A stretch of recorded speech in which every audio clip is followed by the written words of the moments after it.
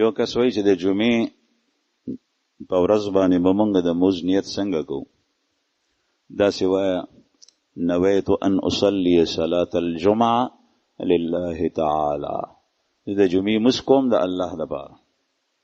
کعبې شریفې ته مې مخ دی په دې امام پسې دا ورسره ووایه د جمعې مونځ کوم، دا دې ووایي نو هم ټیک ده. د جمعې 2 رکعته فرض مونځ کوم نو هم ټیک ده، سنت کې نو هم پکې جمعه یادو. یو کس وایي چې زه د قرآن پاک حافظ یم او دی بیا دا وایي چې ما ته قرآن پاک پوره یاد نه دی، د دې کفاره صدا یا ګناه شته؟ ستا په دې خبرو کې تضاد دی، خو د دې مطلب دا کېدی شي چې تا قرآن پاک حفظ کړی دی او بیا دې هیر کړی دی. نو داسې مکو. یو حدیث مبارک کې راځي د ټولو نه غټه ګناه دا ده چې سړی قرآن پاک یاد کړي او بیا هیر کړي. بعضې حضرات وایي چې د نسیان کومو ګناهونو کې چې نسیان راځي په هغې کې غټه ګناه د قرآن هیرول دي. او بعضې حضرات لغونې اسانتیا سره د دې تشریح دا کوي چې د دې هیرول نه مطلب دا دی چې د ده یادم نه دی او بیا تلاوت هم نه کوي، نه په مونځ کې او نه په ناظرې سره. او که یو کس تلاوت کوي روزانه نو دا په هیر کې نه حسابېږي. نو ته داسې کو چې قرآن دې یاد کړی دوباره ورته کښېنه، ملا ورته وتړه، انشاءالله الله پاک به صورت پیدا کی. او چې کله د اراده او همت وکړو نو خدای پاک به راضي شي، نو د هغې ګناه نه به راوځې. او کم از کم تلاوت یې روزانه کوه، 3 سپارې 2 سپارې سپاره تلاوت کو. یو کس وایي چې په مقبره کې استنجا کول څنګه دي؟ مقبره کې استنجا کول نه دي پکار، د مسلمانانو قبرونه دي، دا ځای ملوث کول ګنده کول ټیک نه دي. دویم تپوس دا کړی دی چې په مقبره کې کپړې بدلول څنګه دي؟ کپړې بدلول جایز دي، لکه چې مونږ کپړې کله بدلو نو داسې نه کوو چې کمیس پرتوګ سړی په یو ځای وباسي ځان بربند کې لغړ کړي. اول پرتوګ وباسي، بیا پرتوګ بل واچوي، بیا کمیس وباسي واچوي. نو مقبره کې داسې کولی شي. یو کس وایي چې 2 ورځې مخکې زه په لار روان وم، په لاره کې 100 روپۍ پرتې وې. هغه 100 روپۍ ما اوچتې کې، هلته 2 کسان ولاړ وو. هغوی نه ما تپوس وکړو چې دا 100 روپۍ ستاسو دي؟ هغوی وایي چې زمونږ نه دي او ته جیب کې واچو. نو هغه ما استعمال کې. نو دا څنګه دي؟ نو دا 100 روپۍ چې تا جیب کې واچولې، که ته فقیر نه محتاج نه نو فقیر ته ورکا. او نن سبا 100 روپۍ چونکې کمی دي، لږ ساعت کدي ایساره کې نو خبي کماله کې واپس راشي، غزې کې ودرېږه. نو چې هغه راشي تپوس کې نو ورته ورکا، او کني نو دا فقیر ته ورکا چې په استعمال کې راولي. او که ته فقیرې نو امام صاحب خو وایي چې نه، نور یې مه وایي چې استعمالولی شي. یو کس تپوس کړی دی چې د زنانو ویښته چې سر منګزولو سره د سر نه اوځي، د دې څه حکم دی؟ زمونږ په کور کې د زنانو دا ویښته جمع شوي، نو زما پلار لګیا شو، هغه یې خرڅ کړل او د هغې پیسې په مدرسه کې ورکړي. ما اورېدلی دی چې دا ګناه ده، د زنانو د سر ویښته خرڅول دا جایز نه دي. دا د دې حکم دا دی، ابن ماجه کې حدیث دی، رسول الله صلی الله علیه وسلم فرمایي چې کله تاسو ویښته لرې کوي یا نوکونه پرې کوي نو هغه په خاوره کې خښ کوي، په کپړه کې وتړه او هغه په خاوره کې خښ کا، خاوره پې د پاسه هواره کا. طریقه یې دا ده. زمونږ خلک عموما په سین کې غورځوي، نو سین کې غورځول هم د خلکو نه د پټولو دپاره یې کوي، لیکن کله کله داسې وشي چې په سین باندې کوم ښکته علاقې راځي، دا چې ته په غاړه باندې ولګي او بیا څرګند شي د خلکو په نظر پروزي. یا همدغه خلک چې نن سبا ویښته خرڅوي، هغوی ګرځي سین په غاړو باندې، بیا دغه ویښته راټولوي او خرڅوي. د انسان د بدن جز هغه ډېر متبرک دی. الله جل شأنه مخلوق انسان چې جوړ کړی دی دا په الله ډېر ګران دی، نو د ده اعضا خرڅول نه دي پکار. یو کس وایي چې تبارک الذی صورت که د ماسخوتن په ځای ماښام ووایو نو آیا اجر یې هماغه دی او که نه؟ د شپې ذکر راځي د سورې ملک، او چې ماښام دی ووایو نو همدغه اجر دی انشاءالله. یو کس تپوس کړی دی چې بعضې حضرات میلاد مناوي، د دې میلاد ثبوت په اسلام کې شته او کنه؟ نه، نشته. صحابه کرام په دور کې میلاد نه دی شوی، د تابعین په دور کې نه دی شوی، تبع تابعین په دور کې نه دی شوی. کوم شی چې د رسول الله صلی الله علیه وسلم د حضرات خلفاو په زمانه کې نی، حالانکه دا غي زمانه متصل و رسول الله صلی الله علیه وسلم، نو دا دین رستو نه نازل شوی، دا پورا نازل شوی د پیغمبر علیه السلام باندې. قران پاک کې دی الیوم اکملت لکم دینکم واتممت علیکم نعمتي ورضیت لکم الاسلام دینا. البته کچره د رسول الله صلی الله علیه وسلم د حیات طیبه او دا غي د سیرت تذکره وشي، نو تذکره ټول کال کول جایز دي، په خاص ورځو کې نه، هر وخت کول شي. د پیغمبر علیه السلام سنت بیانول شي، دا غي اتباع مبارک خلکو ته ترغیب ورکول شي. یو کس وی چې زه یو کس ته د قران پاک ترجمه ویلو د پاره دکان ته ځم، نو آیا دا دکان ته تلل دا د علم تذلیل خو نه دی؟ کاغه کې قدردانی وی او هغه وی چې ما سره وخت نشته دی او ته فی سبیل الله لول کې، نو بیا جایز دي تلل. یو کس وی چې زمونږ په بازار کې یو پلازا ده، پاغه پلازا کې یو جماعت ده، په دې جماعت کې 4 مزونه کیږي او د سحر مز په دې کې نه کیږي. البته په همدغه جماعت کې د جمعې مز هم کیږي. یو مولانا صاحب مونږ ته وی چې په کوم جماعت کې د سحر مز نه کیږي، پاغه کې د جمعې مز نه کیږي، د دې خبرې څه حقیقت ده؟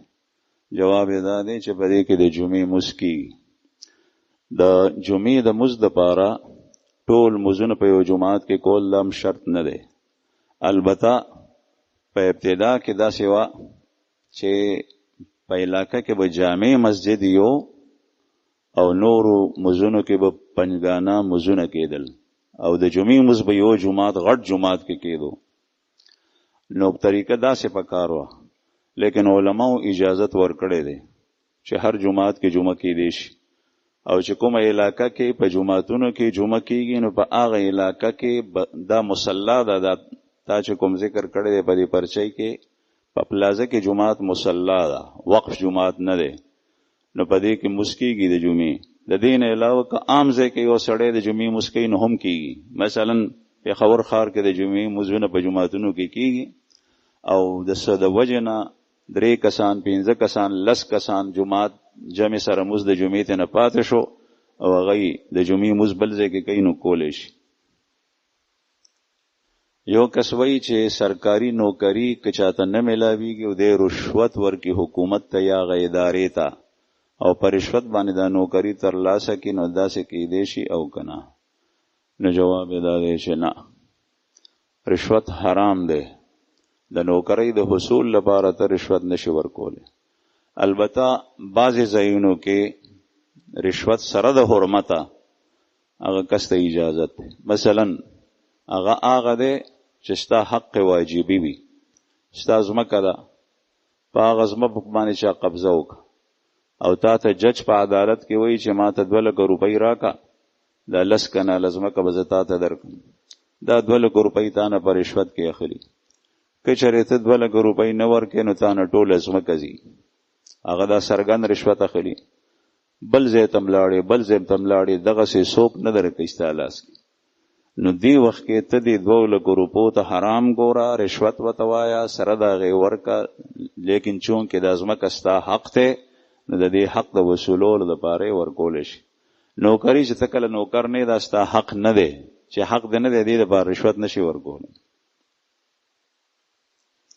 یو کس وایي چې ما نه ګناه کېږي، زه توبه وباسم خو ګناه رانه بیا وشي، آیا زه بیا توبه وباسم، دا توبه به زما قبلیږي که نه؟ او چې ته هر وارې په اخلاص سره توبه وباسې، نو توبه دې قبلیږي.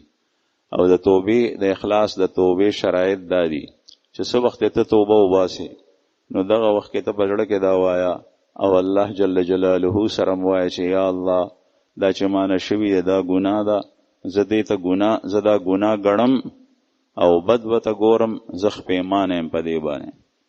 اوس ما دا پریخي ده دغه وخت کې چې زه توبه تا توبه سم رجوع کوم او آینده به بیا نه کوم. ته ما ته استقامت نصیب کې چې د دې ګناه نه بچ شم، چې دا 3 شرایط پکې وي پکړوخ پیمانه فی الحال لتر کړی دا آینده د نه کولو دپاره عزم کې نو انشاءالله توبه قبلیږي بیا بیا وباسه. یو کس وایي چې د اشراق او د چاش مزونو وختونه کوم څه وخته پورې دي؟ د دې وخت متعین نه دی. اشراق چې څنګه انور راوختو نیزه بر شو لغونې اوچت شو د اسمان د لمنو نه، دا د اشراق وخت دی. او چې بیا ښه اوچت شي نو بیا د چاش وخت دی. نو دې دپاره وخت متعین نه دی، خو البته اشراق د انور راختو پسې متصل او چاش د غرمې نه مخکې کولی شي. بل تپوس کړی دی چې دویم رکعت کې، دریم کې، څلورم کې بسم الله پاتې شي. په دې څلور رکعتیزې مونځ کې دویم، دریم، څلورم رکعت کې بسم الله د سورې فاتحې نه مخکې پاتې شوه نو د مونځ څه حکم دی؟ مونځ شوی دی، البته سنت د نه پاتې شول، بسم الله ویل سنت دي، لیکن مونځ فاسد نه دی، مونځ کېږي. بل تپوس کړی دی چې آیا الحمد پسې چې کوم صورت ویلی کېږي د دې نه مخکې به بسم الله وایو؟ نه، زمونږ احناف وایي چې دغه وخت کې بسم الله ویل نه دي پکار، چې څنګه ولضالین اوې بیا دغه وخت کې الم تر کیف فعل ربک باصحاب الفیل دا وایه. یو کس وایي چې زما پلار چې مونږ نه د دنیا څخه کار خطا شي نو مونږ ته کنځلې کوي په هغه کار باندې، او چې کله د دین کار رانه خطا شي یا پاتې شي نو په هغې باندې مونږ ته اس نه وایي، او په خپله هم دیندارۍ کې ډېر رستو دی، مونځ اهتمام نه کوي. بیا زما د پلار سره په دې خبره باندې اختلاف وي، او زه ورته ویم چې ته مونږ ته د دنیا په کارونو باندې سپک وی، بد رد وی، د دین په کار راته نه وی، نو آیا زما د پلار سره دا اختلاف ټیک دی که نه؟ که ستا د اختلاف د پلار سره په نرم انداز باندې وي، پسته ژبه باندې وي، بیا خو خیر دی. او که چېرې ته د پلار سره دې معامله کې سختی کې، انداز دې سخت دی، تم پلار ته سپک وی، نو دا ټیک نه ده. پلار چې ستا پلار په خپله د دین اسلام په احکامو کې سستی کوي او تاسو ته نه وایي، نو دا د هغه غلطي ده. لیکن که چېرې ته بیا داسې کوې چې د پلار د ادب خیال نه ساتې، نو دا ستا غلطي ده. نو چې پلار دې غلطي کوي نو ته غلطي مه کو، ته د هغه سره ښه سلوک کوه، او چې څنګه د پلار احترام کول پکار دی هغسې کو. البته په دینی معاملو کې د هغه سره دا اختلاف لرلی شي چې پلاره دا کارخانه دی، په خپله مونځ اودس کوه او بچو ته هم وایه. یو کس لیکلی دی اللهم صل علی محمد داء و دواء و بارک وسلم، دا درود شریف څنګه دی؟ د دې څه فضایل دي؟ دا درود تر اوسه پورې ما نه دی اورېدلی، او دا د ترکیب نحوي په لحاظ سره هم ټیک نه ښکاري ماته، دا ویل نه دي پکار.